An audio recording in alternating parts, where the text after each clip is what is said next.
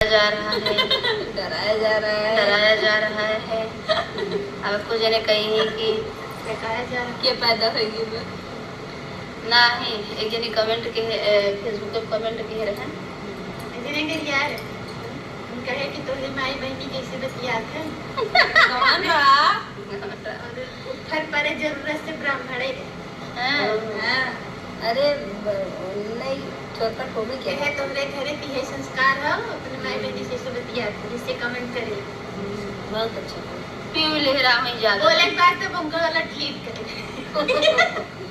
पीऊ ज्यादा लहरा हुई भैया कुछ जने हमेशा बहुत तगड़ा लगा था लेकिन आप लोग कर तब ना देखते हम कर तब कैसे का कैसे बा फ्रेंड मेरा जो है मैं जैसी हूँ ऐसे ही रहूंगी, जिंदगी भर ऐसे ही रहूंगी, जब तक सांस चलेगा तब तक ऐसे ही रहूंगी, चाहे जो हो जाए सारा झुके।